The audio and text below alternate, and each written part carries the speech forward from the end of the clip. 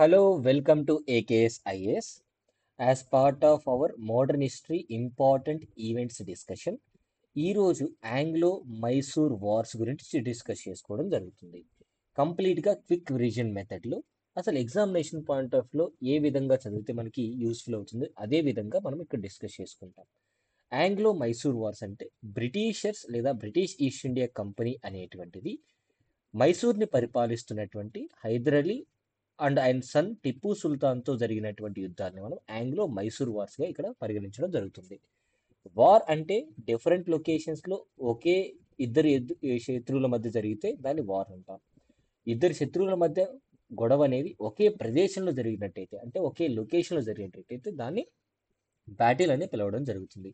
అందుకే మీరు గమనించినట్టయితే బ్యాటిల్ అనేటువంటి ఎప్పుడు కూడా జరిగినటువంటి లొకేషన్ పేరు మీదే వస్తాయి. Battle of Panipat, battle of Buxar, battle of Plassey, ఇట్లా అనమాట.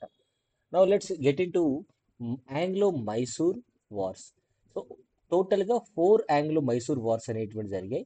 అండ్ ఈ ఆంగ్లో మైసూర్ వార్స్ అనేటువంటివి ఏ ఇయర్లో జరిగాయి and battles with in the Mysore wars, battles ఏం జరిగాయి, అంతర్యుద్ధాలు, అండ్ ఆ యుద్ధాలు ఆగిపోవడానికి గల ట్రీటీస్ ఏంటి, అండ్ మోస్ట్ ఇంపార్టెంట్లీ ఆ యుద్ధాలు జరిగే సమయంలో మనకి గవర్నర్ జనరల్ ఎవరున్నారు. So first Anglo Mysore war అనేటువంటిది 1766-1716 మధ్య జరిగిందనమాట. మరి British East India company and Hyder అలీకి మధ్య జరిగినటువంటి యుద్ధంలో భాగంగా హైదర్ అలీ ఫస్ట్ ఆంగ్లో మైసూర్ వార్లో కొంత పైచేయి సాధించడం జరిగింది. అందుకే జోసెఫ్ స్మిత్ అనేటువంటి బ్రిటిష్ ఈస్ట్ ఇండియా అధికారిని ఓడించాడు అండ్ ట్రీటీ ఆఫ్ మద్రాస్ అనేటువంటి జరుగుతుంది. So first Anglo Mysore war అనేటువంటిది కొంతవరకు స్టేటస్ కో అంటే మనకి హైదర్ అలీకి కొంత ఎడ్జ్ ఉన్నప్పటికీ కూడా ఈ యొక్క యుద్ధం అనేటువంటిది స్టేటస్ కో అంటే సరిసమానంగా అయిపోయింది అనమాట. ఆనాటి గవర్నర్ జనరల్ ఎవరు అంటే మద్రాస్ ప్రాంతానికి సంబంధించి జార్జ్ మెకార్ట్నీ అనేటువంటి వ్యక్తి. Now second Anglo Mysore war వచ్చేసి 1780 నుంచి 1784 వరకు జరిగిందనమాట, 4 ఇయర్స్. సో ఈ సెకండ్ ఆంగ్లో మైసూర్ వార్లో హైదర్ అలీ అకారణంగా మరణించడం జరుగుతుంది. సో దాన్ని కాస్త టిప్పు సుల్తాన్ ముందుకు తీసుకెళ్లడం జరుగుతుంది. అండ్ ఈ సెకండ్ ఆంగ్లో మైసూర్ వార్ అప్పుడు కూడా టిప్పు సుల్తాన్ యొక్క ప్రతిభతో వార్ అనేటువంటిది స్టేటస్ కో అంటే డ్రా అయిపోతుంది అనమాట. అందులో భాగంగా మనకి most important treaty of Mangalore ద్వారా ఈ యుద్ధం అనేటువంటిది ఆగిపోతుంది.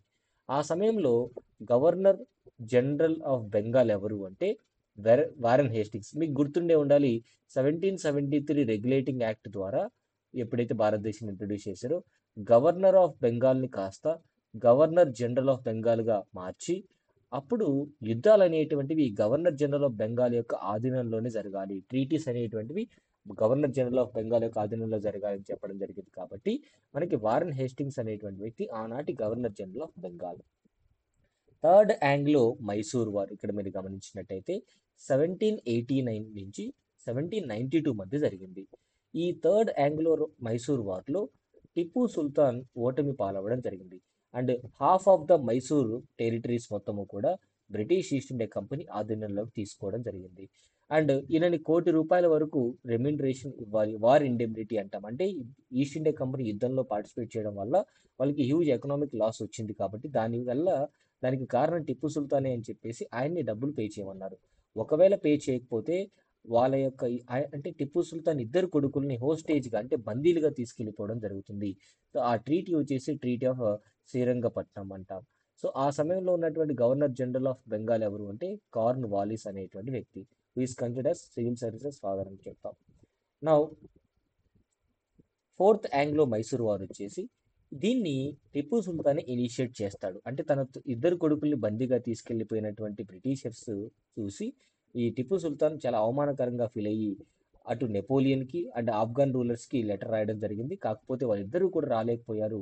1799లో ఫోర్త్ ఆంగ్లో మైసూర్ వార్ జరుగుతుంది. ఈ ఫోర్త్ ఆంగ్లో మైసూర్ వార్లో టిప్పు సుల్తాన్ ఓడిపోతాడు అండ్ టిప్పు సుల్తాన్ని చంపేయడం జరుగుతుంది. సో ఆ బ్యాటిల్ పేరు ఏంటంటే బ్యాటిల్ ఆఫ్ శ్రీరంగపట్నం. ఎలాంటి ట్రీటీ లేదు.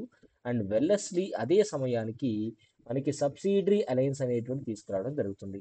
ఈ సబ్సిడరీ అలయన్స్ అనేటువంటి తీసుకొచ్చి కేవలం కొద్దిపాటి మైసూరు ప్రాంతాన్ని వడయార్స్కి ఇచ్చేసి వారి చేత సబ్సిడరీ అలయన్స్లో సంతకం చేయించుకోవడం జరుగుతుంది. And majority portion of the Mysore ప్రాంతం మొత్తము కూడా బ్రిటిష్ వారి కంట్రోల్లోకి వచ్చేసింది అనమాట. సో సో ఇట్లాగా బ్రిటిషర్స్ ఒక ప్రాంతం తర్వాత మరొక ప్రాంతాన్ని వాళ్ళ యొక్క ఆధీనంలో పరుచుకోవడం జరిగింది.